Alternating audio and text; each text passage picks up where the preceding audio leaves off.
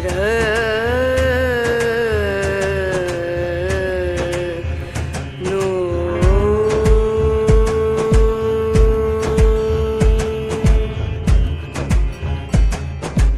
राधे, जय माता की भक्तों। आप सभी का स्वागत करती हूँ स्पिरिचुअल ज्ञान साधना में और आप सभी से अनुरोध करती हूँ कि स्पिरिचुअल ज्ञान साधना को सब्सक्राइब कर लीजिए और बेल आइकन को प्रेस कर दीजिए ताकि आपको नई नई वीडियोस का नोटिफिकेशन मिलता रहे। राधे राधे, जय माता की। कैसे हैं आप सभी लोग? हम आशा करते हैं ईश्वर की कृपा से सभी लोग बहुत अच्छे होंगे। और ये बताने के लिए कमेंट बॉक्स में राधे राधे, जय माता की, हर हर महादेव कुछ भी लिख सकते हैं। तो रक्षाबंधन को लेकर बहुत सारा कन्फ्यूज़न अभी भी है और आज 30 अगस्त है।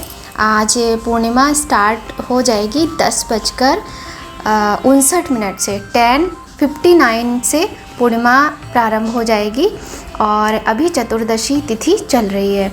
तो देखिए, चतुर्दशी तिथि में तो राखी बांधी ही नहीं जाती है क्योंकि जो आज सूर्योदय की तिथि थी वो चतुर्दशी तिथि थी और चतुर्दशी तिथि में राखी नहीं बांधी जाती है।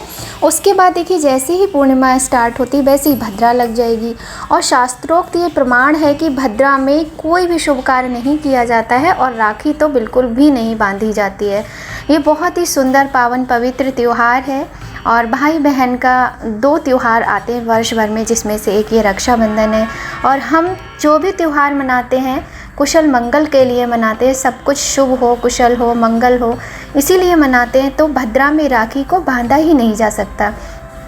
इसके लिए हम अपनी एक वीडियो पहले भी अपलोड कर चुके हैं, लेकिन फिर भी तरह तरह के मन में संदेह आ रहे हैं, भ्रांतियाँ आ रही हैं, क्योंकि आज से पहले कभी रात में रक्षाबंधन किया नहीं गया है। प्रदोष काल में तो हो जाता है लेकिन रात में नहीं होता है। तो मेरे प्यारे से भाई बहनों, मेरी प्यारे से भाई बंधुओं, मैं आपको बताना चाहती हूँ कि कोई भी कन्फ्यूज़न, कोई भी भ्रम मत पालिए, क्योंकि देखिए अर्धरात्रि जब आती है उसमें हम राखी नहीं बांधते हैं। अर्धरात्रि तो 12 बजे आती है और राखी का जो आपको त्यौहार मनाना है वो आप 10 बजे तक मना लीजिए। 9:01 तक भद्रा रहेगी और 9:02 के बाद से भद्रा ख़त्म हो जाएगी, शुभ मुहूर्त आ जाएगा।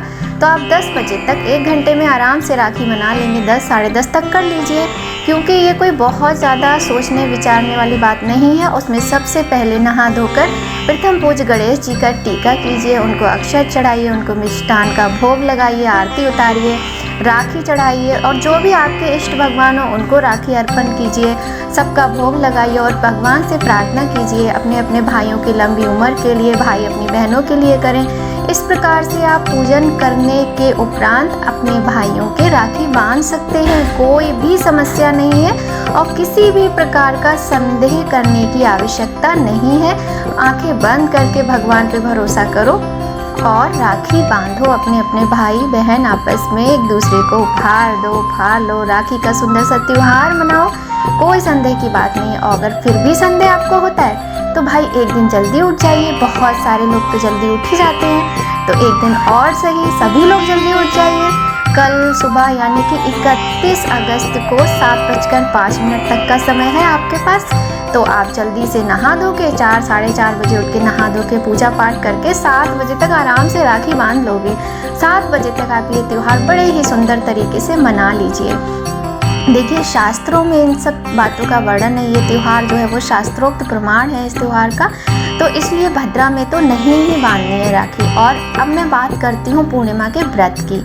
तो देखिए, पूर्णिमा का जो व्रत होता है वो पूर्ण रूप से चंद्रदेव को समर्पित होता है, लक्ष्मी नारायण भगवान और चंद्रदेव को। और जो पूर्णिमा है ये चंद्रमा की तिथि ही कहलाई जाती है ना। और चंद्रमा की तिथि के अनुसार आज यानी 30 अगस्त को पूर्णिमा का व्रत रखा जाएगा, क्योंकि कल सुबह 7:05 के बाद से प्रतिपदा तिथि का प्रारंभ हो जाएगा और पूरा दिन प्रतिपदा की तिथि रहेगी और भादों का महीना लग जाएगा। आप जानते ही हैं भाद्रपद के महीने में प्रतिपदा का पहला दिन होगा कल, क्योंकि श्रावण मास समाप्त हो जाएगा। तो पूर्णिमा का व्रत भी आज ही रखा जाएगा। बहुत ही सुंदर तरीके से जो लोग व्रत रखते हैं व्रत करें, जो पूजा करते हैं पूजा करें। जो कथा करते हैं वो कथा करें, जो सुनते हैं वो सुने। जिस प्रकार से जो पूर्णिमा का पूजन करता हो, बिना सोचे समझे, बिना किसी संदेह के पूजन कीजिए, भगवान का आशीर्वाद पाइए और मन में किसी भी प्रकार का कोई संदेह मत पालिए। तो ये जानकारी हम आपको देना चाहते थे।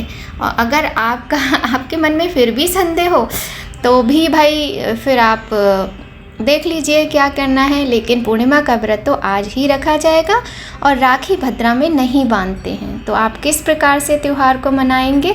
हम तो बस ये चाहते हैं बहुत ही सुंदर तरीके से सभी लोग इस वर्ष में एक बार आने वाले सुंदर से भाई बहन के अनोखे प्रेम के प्रतीक के त्यौहार को मनाइए और खूब अच्छी अच्छी मिठाइयाँ खाइए, मायके जाइए, चाहे भाई बहनों के घर चले जाएं, जिस प्रकार से भी जिसको मनाना हो। तो आशा करते हैं आपकी समस्याओं का समाधान हो जाएगा और सब कुछ अच्छे से होगा। बस ईश्वर से प्रार्थना करते हैं कि ईश्वर सभी के भाइयों की रक्षा करें और बहुत सुंदर तरीके से आप लोग सदैव इस त्यौहार को मनाते रहें। तो पूर्णिमा के उपाय भी आप कर सकते हैं। पूर्णिमा के उपाय देखिए चंद्रदेव को समर्पित होते हैं और बहुत ही सुंदर उपाय मैंने आपको यहाँ पर बताया भी है और बताने फिर से जा रही हूँ कि यदि आप मानसिक अशांति से पीड़ित रहते हैं, लक्ष्मी की समस्या है, नहीं है लक्ष्मी आपके घर में, धन की कमी है और पति पत्नी में झगड़ा रहता है, तो इसके लिए आप आज रात को जो पूर्णिमा की तिथि रहेगी उस समय पर एक स्टील का, चांदी का या फिर पीतल का लोटा भी ले सकते हैं, ले लीजिए। उसमें थोड़ा सा गंगा जल और कच्चा दूध और थोड़ा सा शुद्ध जल मिक्स कर लीजिए और थोड़ा सा मीठा शक्कर डाल लीजिए और चावल कच्चे डाल लीजिए, जिसको अक्षत बोलते हैं, अक्षत डाल लीजिए और चंद्रदेव भगवान को पति पत्नी दोनों लोग मिलकर समर्पित कीजिए और सुगंधित पुष्प भी जल में डाल लीजिए और आरती उतारिए, धूप दिखाइए और प्रार्थना कीजिए कि आपको जिस प्रकार की भी जो समस्या हो, आपकी जो कामना वो पूर्ण हो।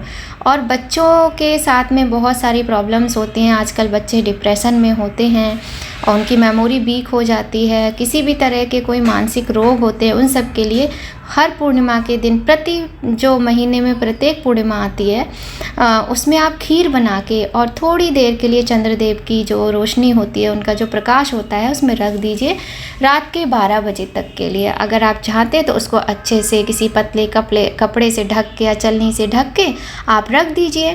कहते हैं ना शरद पूर्णिमा पे अमृत बरसता है, तो शरद पूर्णिमा पे अमृत बरसता है। लेकिन यदि इस प्रकार का कोई रोग है किसी को, तो उसके लिए आपको प्रत्येक पूर्णिमा को ये उपाय करना ही चाहिए।